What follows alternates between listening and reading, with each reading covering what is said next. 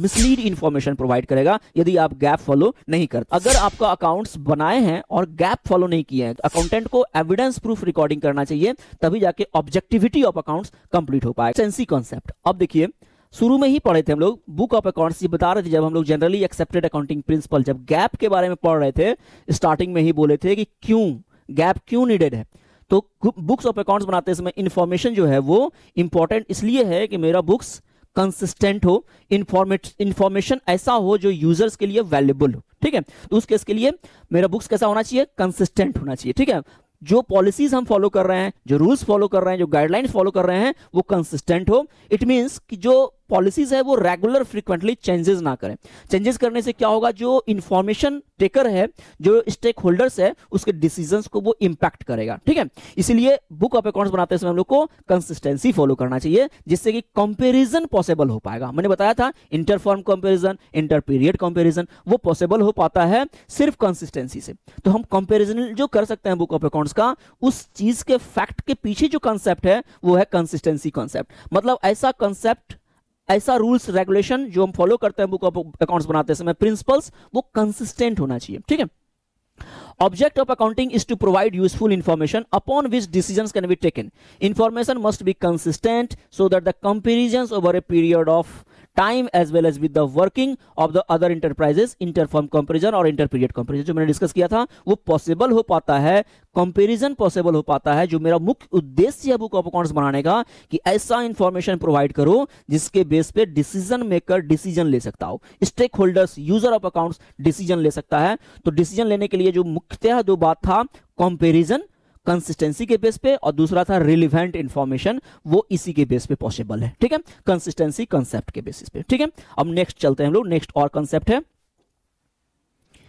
देखिए इसमें एक और थोड़ा सा वर्ड लिखा हुआ है, जिसमें possible only when the accounting policies, है ना। ये कब पॉसिबल हो पाएगा, कंसिस्टेंसी कब पॉसिबल है, जब हम लोग accounting policies and practices followed by the enterprises are uniform, ठीक है। कब ये पॉसिबल है, कंसिस्टेंसी कंसेप्ट जो है, जो कंपैरिजन ऑफ इंफॉर्मेशंस है, एक ऑर्गेनाइजेशन से दूसरे ऑर्गेनाइजेशन का इंफॉर्मेशन को कंपेयर करना है, फाइनेंशियल स्टेटमेंट एक ऑर्गेनाइजेशन का दूसरे ऑर्गेनाइजेशन से कंपेयर करना है, एक पीरियड से दूसरे पीरियड को कंपेयर करना है, इंफॉर्मेशन कब पॉसिबल होगा, जब हम बुक ऑफ अकाउंट्स बनाते समय जो अकाउंटिंग पॉलिसीज एंड प्रैक्टिसेस जो फॉलो किया है इंटरप्राइजेस ने, वो यूनिफॉर्म हो, सेम हो एंड कंसिस्टेंट हो over the period of time. इस साल भी वही, अगले साल भी वही, लाइक दिस, ठीक है।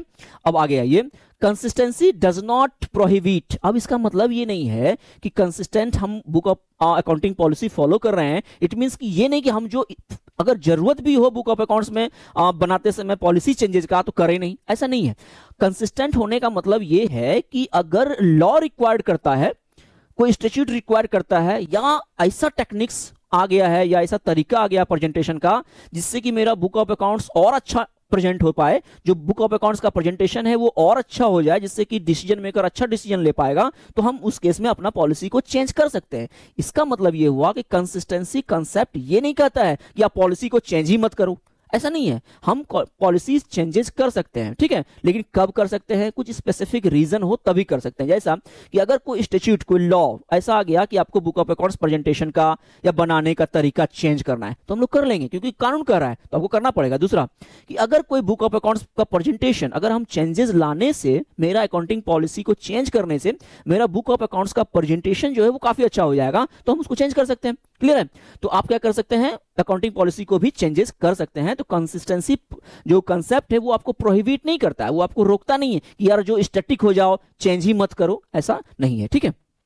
But disclosure of each changes effect. अब देखिए क्या है, आपको अगर आपने पॉलिसी को चेंजेस किया है, अगर आपने बुक ऑफ अकाउंट्स बनाते समय कुछ पिछले पॉलिसीज जो आपने अडॉप्ट किया था उससे कुछ चेंजेस किया है, तो उस पॉलिसीज चेंजेस की वजह से अगर कोई मटेरियल इफेक्ट हुआ है, कुछ चेंजेस की वजह से कुछ अमाउंट का कुछ वेरिएशन हो सकता है फैक्ट एंड फिगर्स में, तो उसको भी आपको प्रेजेंट करना पड़ेगा फुट नोट्स ऑफ अकाउंट्स में, या नोट्स ऑन अकाउंट्स जो बनाएंगे एक्सप्लेनेशन, उसमें आपको इस चीजों को बताना चाहिए कि due to this policy changes, due to this accounting treatment changes जो है बुक ऑफ अकाउंट्स में ये इफेक्ट आया है, इतने अमाउंट का आया हुआ है, ठीक है। अगर वो मटेरियल है तो अमाउंट वाइज भी डिस्क्लोज करना चाहिए, अगर वो मटेरियल अमाउंट नहीं है तो एटलीस्ट ये जरूर कर देना चाहिए कि मेरा पॉलिसी पिछले बार ये था इस चीजों को ट्रीटमेंट का, और इस बार मेरा पॉलिसी ये रहा इस पर्टिकुलर चीजों का ट्रीटमेंट का। क्लियर है चीज। तो हम लोग यहां देख रहे थे रहे थे कि मेरा सारा कंसेप्ट जो है सारा ऑलमोस्ट कंप्लीट हो गया है, ठीक है। Consistency concept, full disclosure concept, materiality concept, periodical concept, ठीक है, going concern concept, entity concept, ये सारा कॉन्सेप्ट हम लोग समझ गए। ये सारा थ्योरी बेस ऑफ अकाउंटिंग है, जिसके बेस पे हम लोग आने वाले समय में जो अकाउंटिंग सीखेंगे ऑर्गेनाइजेशन के अंतर्गत, वो सारा काफी अच्छा हो जाएगा और इजी हो जाएगा। आपको रटने का कोई भी जरूरत नहीं होगा। आप ये रटंत विद्या जो होता है कि ठीक है हम चीजों को नहीं, बच्चा देखो यहाँ ऐसे डिस्प्ले करना चाहिए, इस चीजों को, इसको ऐसे प्रेजेंट करना चाहिए, ये ऐसे होता है। हम एक दो बच्चे से मिलते थे पहले अपनी क्लासेस के दौरान, जब मिलते हैं तो बच्चे बताते हैं कि सर ये पहले वाले सर तो बता रहे थे कि इसको यहाँ डिस्क्लोज करना है, यहाँ इसको दिखाना है, ये प्रॉफिट एंड लॉस अकाउंट में राइट साइड में जाएगा, ये लेफ्ट साइड में जाएगा, ये बैलेंस शीट में जाएगा, इस तरह। उनको ये समझ में नहीं आ रहा कि क्यों जाएगा, कैसे इसमें जाएगा। हम प्रॉफिट एंड लॉस अकाउंट बनाते समय जब एडजस्टमेंट एंट्री करेंगे, इनकम स्टेटमेंट, फाइनल अकाउंट जब बनाना सीखेंगे, उसमें एडजस्टमेंट एंट्रीज करेंगे, आपके लिए वो चीज काफी ईजी हो जाएगा जब इन कॉन्सेप्ट्स को आप फॉलो करेंगे, ठीक है। जो मैंने आज थ्योरी बेस बताया आपको, ये काफी इंपॉर्टेंट है फाइनल अकाउंट्स ड्रॉ करते समय। आप जब नॉन ट्रेडिंग ऑर्गेनाइजेशन क्लास आपको 12 में है, नॉन ट्रेडिंग ऑर्गेनाइजेशन, जब उसमें जाएंगे तो जब इनकम एक्सपेंडिचर ड्रॉ करेंगे तो उसमें भी आपके लिए काफी इंपॉर्टेंट होने वाला है। देखिए एज ए अकाउंटेंट अपना क्या है, मुख्य उद्देश्य क्या है, फाइनेंशियल स्टेटमेंट को रेडी करना। फाइनेंशियल स्टेटमेंट में दो पार्ट है, परफॉर्मेंस स्टेटमेंट और पोजीशन स्टेटमेंट। तो मेरा मुख्य उद्देश्य जो है वो परफॉर्मेंस स्टेटमेंट और पोजीशन स्टेटमेंट को ड्रॉ करना है, बनाना है, ताकि जो स्टेक होल्डर्स है उसके लिए वो इंफॉर्मेशन यूजफुल हो जाए। तो उसको बनाते समय जो भी कॉन्सेप्ट है, जो कन्वेंशन है, रूल है, गाइडलाइंस है, उसको हमको मस्ट फॉलो करना है। वो सारी चीजें आज हम लोग सीख लिए हैं। तो ये वीडियोस आपको काफी यूजफुल रहने वाला है, रहेगा आने वाले समय के लिए, ठीक है। तो फिर से एक बार रिवाइज कर लीजिएगा, इस वीडियो को देख लीजिएगा। इससे रिलेटेड जो आपके पास बुक्स है, जो उसमें जो लिखे हुए बातें हैं, वो आप अच्छे से देखिए, फिर से पढ़िए, और फिर समझ में नहीं आया फिर से मेरा वीडियो देखिए। देख रहे थे कि जैसे गैप अगर कोई फॉलो नहीं करे तो क्या होगा। Gap generally accepted accounting principle, बिना जाने आपने अकाउंटिंग सीख लिया और डाल दिया, अकाउंटिंग करना स्टार्ट कर दिया, तो क्या होगा। सबसे बड़ा चीज क्या होगा, आपका जो अकाउंट्स होगा वो विश्वसनीय नहीं रहेगा। सबसे पहला चीज कि आपने जो अकाउंट्स ड्रॉ किया हुआ है, वो आपका जो अकाउंट्स है वो रिलायबल नहीं होगा। सबसे पहला चीज कि आपका अकाउंट्स, अगर आप गैप नहीं माने, आपको गैप का नॉलेज नहीं है, मतलब अकाउंटिंग कॉन्सेप्ट या प्रिंसिपल्स को आपने फॉलो नहीं किया, मतलब गैप को बिना जाने, बिना अकाउंटिंग कॉन्सेप्ट जाने समझे, प्रेजेंटेशन का टेक्निक्स जाने समझे, आप अकाउंटिंग करना शुरू कीजिए। यदि आप गैप नहीं जानते हैं, जनरली एक्सेप्टेड अकाउंटिंग प्रिंसिपल्स के बारे में आपको जानकारी नहीं है, और आप अकाउंटिंग करना स्टार्ट कर दिए हैं, तो ये माना जाएगा कि आप आग के दरिये में अपने आप को झोंक दिए हैं, ठीक है। और आपके द्वारा बनाया हुआ अकाउंट्स पे कोई बिलीव नहीं करेगा। मतलब अगर बिना गैप जाने को अकाउंट्स बनाता है तो उसका अकाउंट्स रिलायबल नहीं होगा, उसका अकाउंट्स कंपेरेबल नहीं होगा, उसका अकाउंट्स जो है ऑब्जेक्टिव नहीं रहेगा। ऑब्जेक्टिव का मतलब है कि एविडेंस प्रूफ नहीं रहेगा, क्योंकि हम लोग जानते हैं कि अकाउंट्स बनाते समय एविडेंशियल प्रूफ का जरूरत है। मान लीजिए को अकाउंट्स में अकाउंटिंग करते समय एक नहीं, द पर्सनल जजमेंट और बाइस से अकाउंटेंट को दूर रहना चाहिए। जैसे मान लीजिए मेरे ऑर्गेनाइजेशन में एक अकाउंटेंट है, ठीक है, वो 1 लाख रुपए का एक एसेट्स परचेज करके हम लोग लाए, और 2 अकाउंटेंट है। एक अकाउंटेंट बोलता है कि यार ये मार्केट में तो 1.5 लाख रुपए में मिलता है, और मेरा अकाउंटेंट बोलता है नहीं नहीं मेरे सर जी तो ये 1 लाख में लाए हुए हैं, इसका प्रूफ है मेरे पास, वाउचर्स है, इनवॉइसेस है, ठीक है, ये 1 लाख में मिला हुआ है मेरे को। लेकिन उसका फ्रेंड्स जो दूसरा अकाउंटेंट है वो बोलता है कि नहीं ये जो एसेट्स है वो 1.5 लाख का है। अच्छा आप ये बताइए उसको कितना में रिकॉर्ड करना चाहिए, 1 लाख में जिसका कि एविडेंशियल प्रूफ है, और 1.5 लाख में जिसका कोई एविडेंशियल प्रूफ नहीं है, सिर्फ दूसरा आदमी बोल रहा है कि भैया ये मार्केट में 1.5 लाख में मिल रहा है, तो किस पे रिकॉर्ड करना चाहिए।